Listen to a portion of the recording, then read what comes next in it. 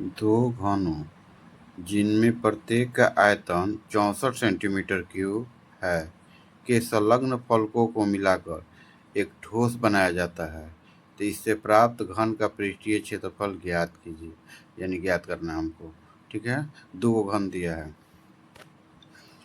इसमें प्रत्येक का आयतन, पहले का आयतन दिया हमारा 64 सेंटीमीटर क्यूब। मान लीजिए कि ये हमारा घन है, ये हमारा घन हो गया।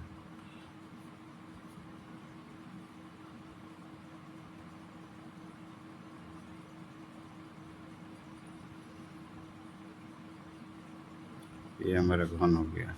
ठीक है, और घन का आयतन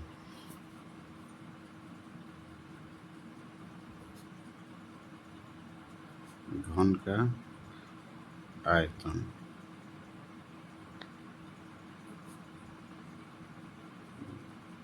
दिया है 64 सेंटीमीटर क्यूब। घन का आयतन दिया 64 सेंटीमीटर क्यूब। तो घन का आयतन का सूत्र होता है एक क्यूब। एक क्यूब यानी भुजा क्यूब, भुजा क्यूब तो हो जाएगा 64। अब 64 को हम तोड़ेंगे तो हो जाएगा हमारा भुजा क्यूब हो जाएगा 4 गुने 4 गुने 4, 4 में 4 से गुना करेंगे तो 16, 16 में 4 से गुना करेंगे तो 64, यानी भुजा बराबर हो जाएगा हमारा 4 का क्यूब। क्यूब से क्यूब कट जाएगा, भुजा बराबर हो जाएगा 4 सेंटीमीटर।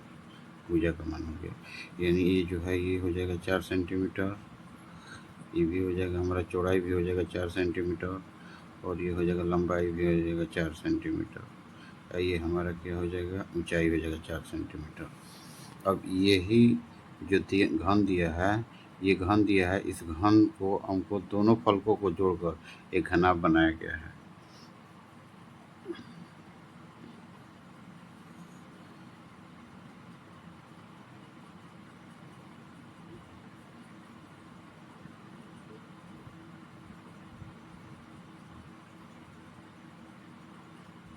एक घन हो गई, इसी घन को जोड़ के एक घनाभ बनाया गया है।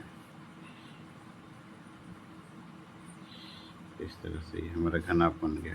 ठीक है, और घनाभ की लंबाई, ये जो घनाभ है इसका 4 सेंटीमीटर है, एक और जोड़ दिया इसमें तो इसका हो जाएगा 4 सेंटीमीटर, ये हो जाएगा, ये हो जाएगा 4 सेंटीमीटर, यानी हमारा लंबाई हो जाएगा 4 + 4 यानी 8 सेंटीमीटर, और चौड़ाई हो जाएगा हमारा 4 सेंटीमीटर, और ऊंचाई भी हो जाएगा 4 सेंटीमीटर।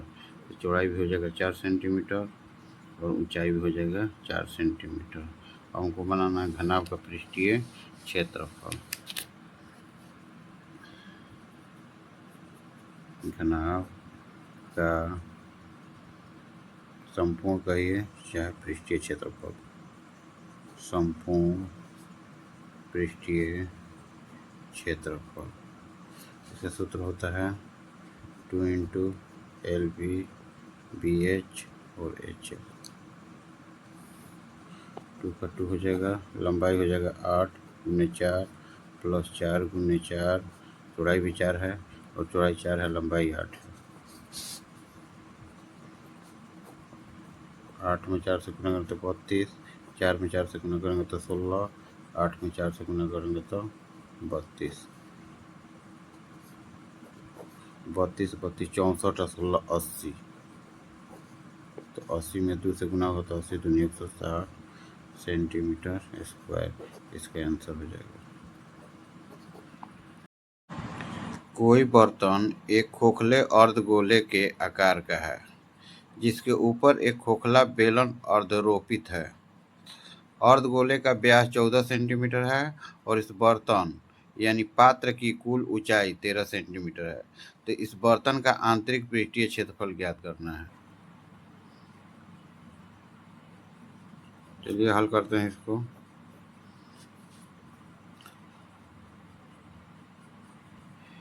हमारा कह रहा है कि एक बर्तन खोखले अर्धगोले का आकार का है, जिसको ऊपर एक खोखला बेलन अर्धरोपित है, यानी अर्धगोले पर बेलन है। ठीक है, अर्धगोले पर बेलन रखा गया। तो सबसे पहले हम अर्धगोला बनाएंगे।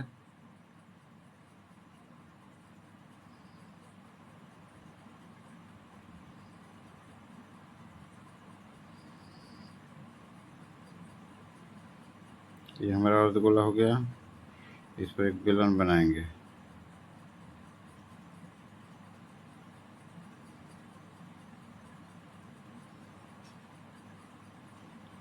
ये हमारा हो गया। यहाँ से यहाँ तक ये व्यास हो जाता है और इसका आधा त्रिज्या हो जाता है यहाँ से यहाँ तक, और पूरा लेंगे तो हमारा व्यास हो जाएगा। इसमें ये भी हमारा क्या हो जाएगा, पूरा यहाँ से यहाँ तक व्यास हो जाता है, और इसका जो आधा होता है वो त्रिज्या हो जाता है। तो अर्धगोले का भी त्रिज्या और बेलन का त्रिज्या दोनों हमारा क्या है, बराबर होगा, और यहाँ से यहाँ तक इसका बेलन का ऊंचाई हो जाएगा ये वाला। ठीक, क्या दिया है, व्यास दिया इसका, अर्धगोले का व्यास, यानी अर्धगोला है, इसका व्यास यहाँ से यहाँ तक, तो यहाँ से यहाँ तक यानी ये हो जाएगा हमारा 14 सेंटीमीटर व्यास हो गया। और जो पात्र है इसकी कुल ऊंचाई दिया है 13 सेंटीमीटर, 13 सेंटीमीटर, यहाँ से यहाँ तक 13 सेंटीमीटर हो गया। क्योंकि अर्धगोले का व्यास बराबर 14, कितना दिया, 14 सेंटीमीटर। तो इसका त्रिज्या हो जाएगा, त्रिज्या बराबर होता है व्यास बटा 2, यानी हो जाएगा 14/2, यानी कट हो जाएगा हमारा 7 सेंटीमीटर। 7 सेंटीमीटर इसका क्या हो गया, त्रिज्या हो गया, यानी इसका त्रिज्या हो गया 7 सेंटीमीटर। जब इसका त्रिज्या अर्धगोले का त्रिज्या 7 सेंटीमीटर हुआ, तो ये हमारा हो जाएगा बेलन का भी त्रिज्या हो जाएगा 7 सेंटीमीटर। ठीक है, बेलन की त्रिज्या बराबर 7 सेंटीमीटर। और बेलन की ऊंचाई निकालना है, बेलन की ऊंचाई यानी पूरा कितना है, 13 सेंटीमीटर, और 13 सेंटीमीटर से ये जो हमारा जो व्यास आता है, व्यास ये जो दिया 14, इसका आधा त्रिज्या हुआ, ये घट जाएगा, जितना ये होगा जितना ये होगा, तो ये 7 सेंटीमीटर, तो ये भी 7 सेंटीमीटर घट जाएगा। तो 7 सेंटीमीटर से घट गया, तो कितना हो जाएगा हमारा, 6 सेंटीमीटर ऊंचाई हो गया। अब हमको निकालना है,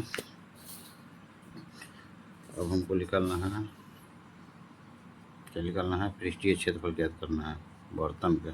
तो लिखेंगे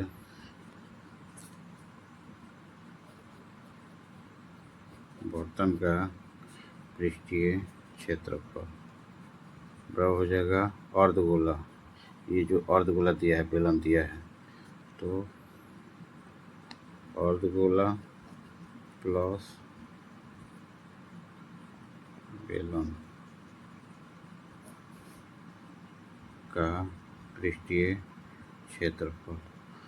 अर्धगोला का सूत्र होता है, अर्धगोला का होता है 2 पाई r स्क्वायर, और बेलन का होता है 2 पाई RH।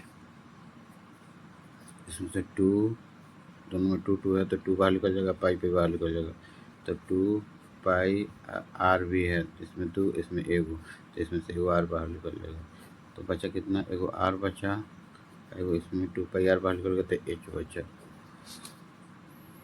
तो पाई का मान 22/7, r का मान कितना है, 7 दिया है, 7 प्लस 6 हो जाएगा 2 गुने 22/7 गुने 7, इसको जोड़ेंगे तो 7 6 13 हो जाएगा, एक कट जाएगा, 7 से 7 कट जाएगा, बचा कितना, 2 गुने 22 गुने 13, 13 दूनी 26, और 26 में 22 से गुणा करेंगे, 6 दूनी 12, 2 दूनी 4 5 52, ये भी हो जाएगा 26 दूनी 52, जगह 2 7 5, इसका हो जाएगा 572 सेंटीमीटर स्क्वायर आंसर हो जाएगा। एक खिलौना जिसका त्रिज्या 3.5 सेंटीमीटर वाले एक शंकु के आकार का है, जो उसी त्रिज्या वाले एक अर्धगोले पर अर्ध्यारोपित है। यानी अर्धगोले पर एक हमारा क्या है, शंकु अर्धरोपित है, यानी शंकु उस पर रखा गया अर्धगोले पर। तो हम सबसे पहले क्या करेंगे, और सबसे पहले हम एक अर्धगोला बनाएंगे।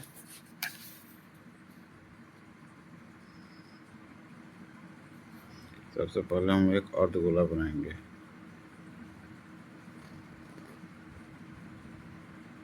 मेरा अर्धगोला हो गया। इस पर एक हम शंकु रखेंगे। शंकु हो गया, अर्धगोले पर एक शंकु हो गया। और जो अर्धगोला का त्रिज्या दिया है ये वाला 3.5 सेंटीमीटर, और उसका संपूर्ण ऊंचाई दिया है 15.5 सेंटीमीटर। यहाँ तक पूरा 15 सेंटीमीटर।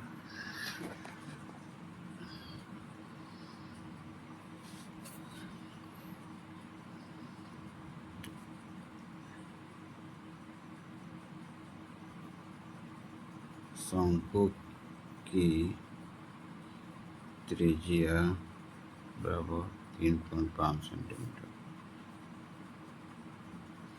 शंकु की ऊंचाई बराबर हो जाएगा 15.5 माइनस 3.5, यानी 15.5 में से 3.5 घट जाएगा तो हो जाएगा हमारा 12.0, यानी हो जाएगा 12 सेंटीमीटर। 12 सेंटीमीटर शंकु की ऊंचाई होगी। अब हमारा क्या निकालना है, खिलौने का संपूर्ण पृष्ठीय क्षेत्रफल।